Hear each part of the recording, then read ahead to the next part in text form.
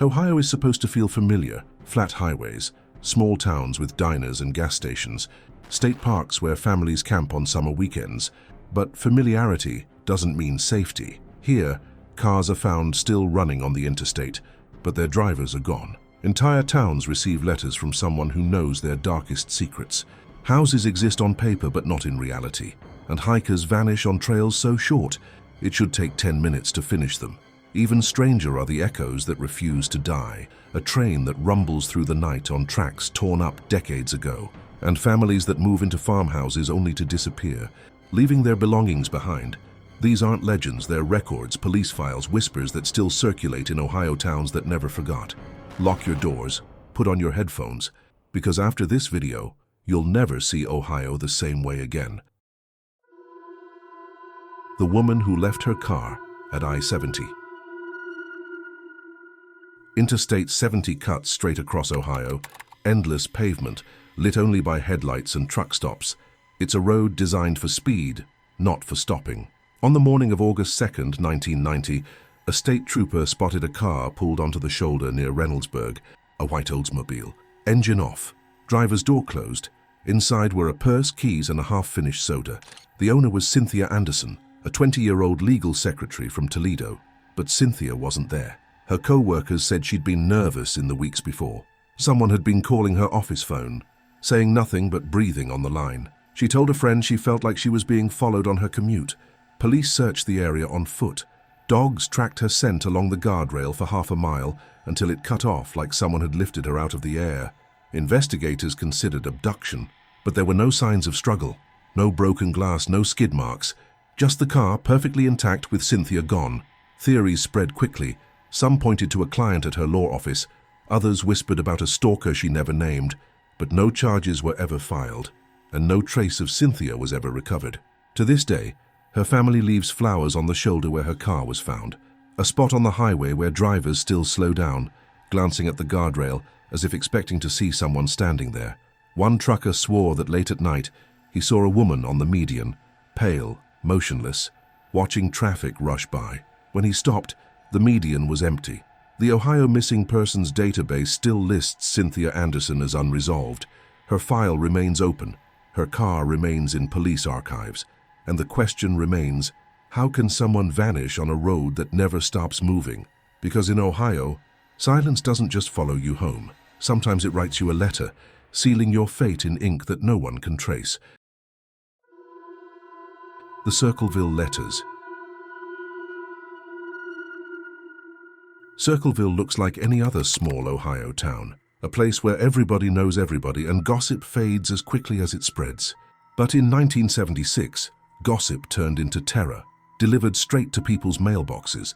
It began when residents started receiving letters, anonymous, written in blocky handwriting, no return address. The words were venom. They exposed affairs, accused neighbors of crimes, predicted accidents before they happened. The first target was school bus driver Mary Gillespie. Her letter accused her of having an affair with the school superintendent. The writer demanded she end it or face exposure. Mary's husband received a letter too. Weeks later, he was dead in what police called a suspicious crash. Some believe the letters drove him to suicide. Others think he was forced off the road. But the letters didn't stop. They multiplied. Dozens of townspeople began receiving them. Some described private details no outsider could know. Financial struggles, medical records, even conversations whispered behind closed doors. Investigators were baffled. No fingerprints, no witnesses, and the letters kept coming, sometimes hundreds in a single year. In 1983, suspicion fell on Paul Freshour, Mary's former brother-in-law. Authorities accused him of being the writer. He denied it, but he was convicted and sent to prison. Here's the strangest part: the letters didn't stop after his arrest. They kept arriving. Some were even postmarked from counties hours away while Freshour sat behind bars. Experts examined the handwriting. It matched Paul's, and yet didn't. One analyst said it looked deliberately disguised. Another insisted it was authentic. Freshour served 10 years. When he was released, the letters finally ceased, but he always maintained his innocence until his death in 2012. Today, the Circleville letters remain one of Ohio's most enduring mysteries. A whole town blackmailed and stalked by words scrawled in ink. A case with no clear culprit, No clear motive, just a community fractured by fear. Some residents still believe the letters came from multiple people, a conspiracy fueled by jealousy and revenge. Others whisper that whoever wrote them is still alive, watching, ready to start again. And in Circleville, some mail carriers admit they still glance twice at certain envelopes because they've seen the handwriting before. Sharp, angular, unmistakable. One retired postal worker swore that during his route in the late 80s, he handed a letter directly to a woman at her porch. When she opened it, she screamed. It was a Circleville letter. No stamp, no postmark, as if it hadn't come through the system at all. To this day, no one knows how many letters were sent. Some say hundreds, others believe thousands. What's certain is that they left scars. Marriages broken, friendships ended, lives twisted by words that should have been easy to ignore, but never were. Because the true weapon wasn't paper or ink, it was knowledge. Knowledge no one was supposed to have. And if a letter can reach your door without warning, what happens when the house itself doesn't belong in this world, but still shows up on your street? The house on Latter Avenue. Latter Avenue is a quiet street in Cincinnati. Middle-class homes, trees lining the sidewalks, nothing out of place, except for one address that refuses to stay consistent. The house first appeared in county property records in the 1950s. 2 stories, brick exterior, owned by a man named Robert Hayes, except neighbors swore there was no such house on the street. They saw grass, trees, and an empty lot where the address was supposed to be. Still, the county collected taxes on it. Bills were paid on time, every year. In the 1970s, the house appeared again in records, this time under a new owner, and once more locals began whispering. Some claimed they saw lights glowing at night where the empty lot stood. Others swore they heard footsteps on the sidewalk, steady, deliberate, though no house stood there to welcome them. By the 1990s, the address was condemned and removed from files. But 10 years later, it reappeared. Same description, same square footage, same brick exterior that no one had ever seen with their own eyes.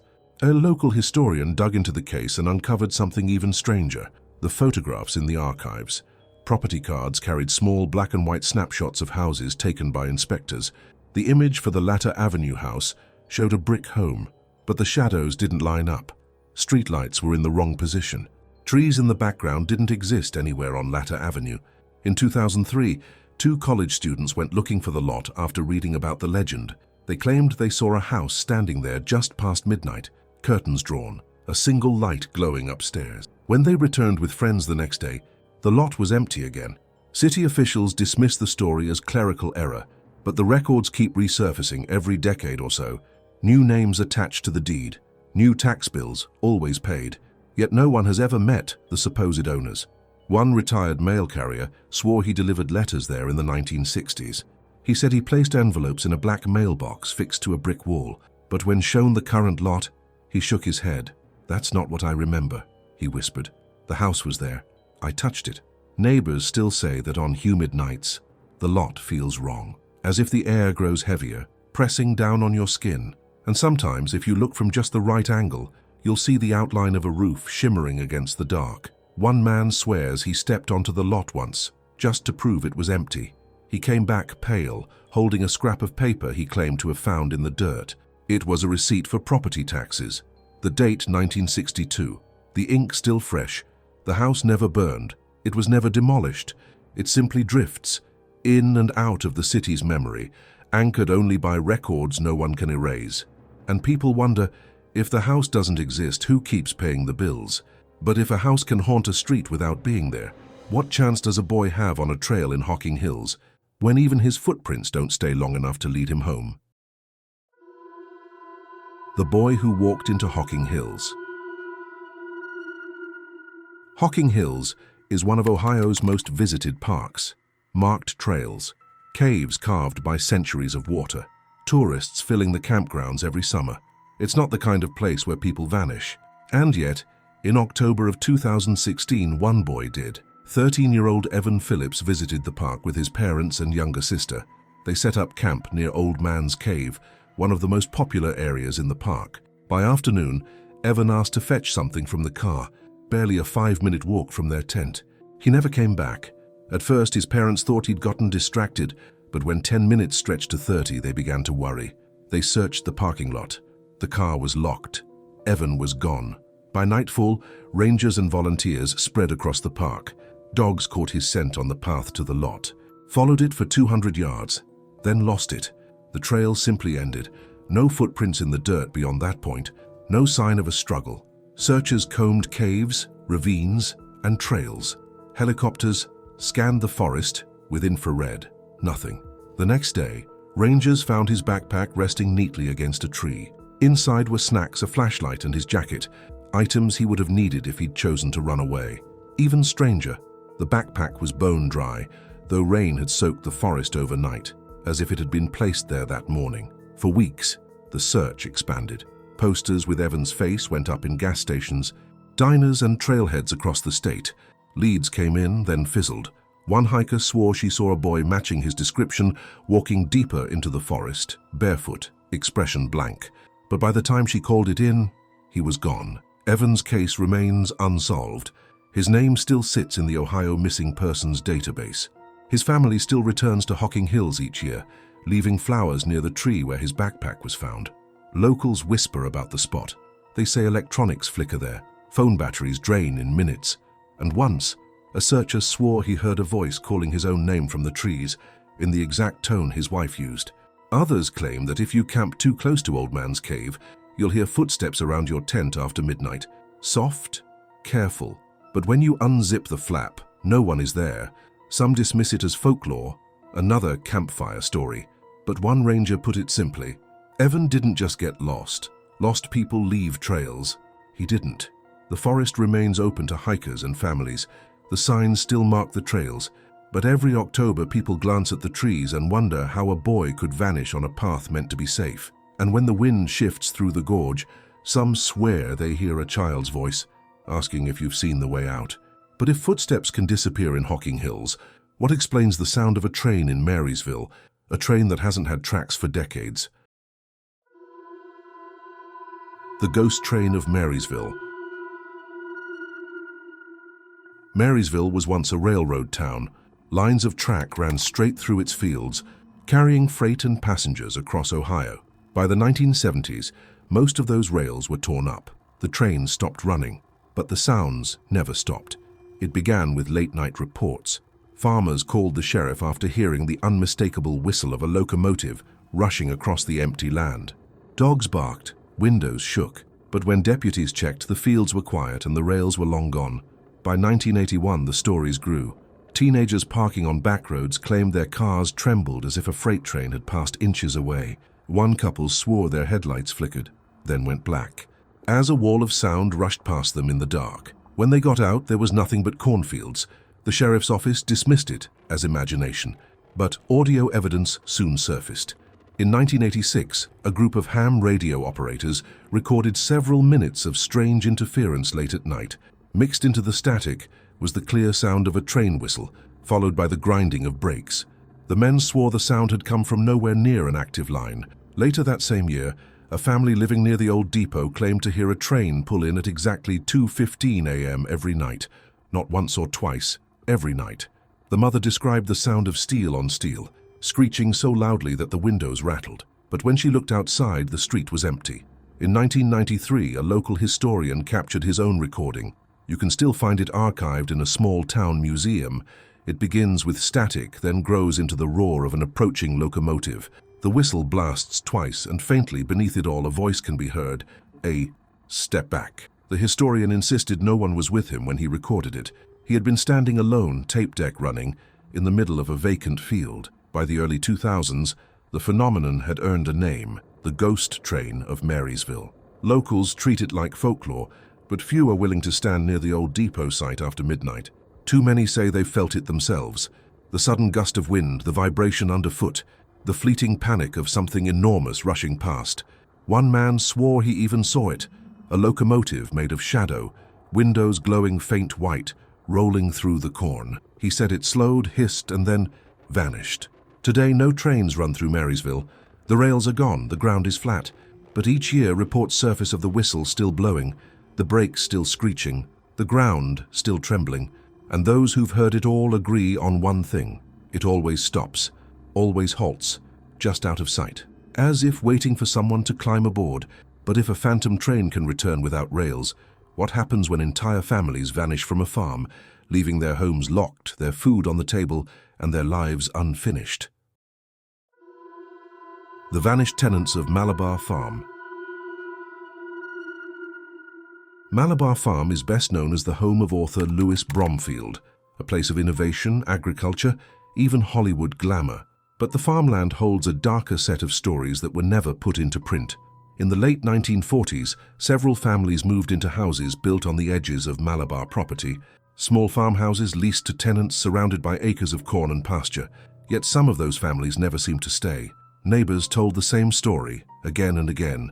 A family would move in, unload furniture, begin farming. Then one day, the windows would go dark. Days later, the houses stood empty. Food still on the table, clothes still in drawers, livestock wandering loose. In 1949, the Reynolds family disappeared this way. Neighbors entered their farmhouse after 3 days without seeing them. They found Sunday dinner half-eaten on the table, chairs pulled back, as if the family had risen in unison and walked out. But the front door was locked. Sheriff's deputies searched the property. No signs of struggle, no notes, no tracks leading away from the house. The Reynolds were never seen again. 2 years later, another tenant family vanished. This time, a farmer discovered their home abandoned after hearing livestock crying for days. The barn was full, tools neatly arranged. Inside the house, the radio was still playing. Again, no explanation. Locals whispered about the land itself, that it was cursed, restless, unwilling to let anyone settle who didn't belong. Others pointed to old Native American burial grounds rumored to lie beneath the property. By the mid-1950s, several homes on Malabar's edges were abandoned altogether. The county quietly condemned them. Records were sealed, and the stories faded into whispers. But hikers who visit Malabar today still talk about unease. Some claim to hear children laughing inside the tree line, though no houses stand there anymore. Others swear they've seen candlelight glowing in the fields at night, moving steadily, like a family carrying lanterns towards someplace unseen. The abandoned homes are long gone. But locals say if you walk the property at dusk, the air changes near where they once stood, cooler, heavier, as if the land remembers. And sometimes, if you look down, you'll see footprints in the soil, small, bare, leading nowhere. 6 mysteries, 6 reasons to see Ohio differently. A car left on the interstate, letters that poisoned a town, a house that exists only in paper, a boy erased from a state park trail, a train that rumbles without rails, and families who vanished from their farms, leaving everything behind. These aren't legends, they're files, they're names. They're the echoes of lives that should have gone on, but didn't. If you stayed until the end, thank you. Leave a like if Ohio unsettled you tonight. Tell us in the comments which mystery haunted you most, and which state we should step into next. And if you're ready for more, the playlist is waiting. But be careful. Some roads never take you where you think they will, and some doors, once opened, don't close again.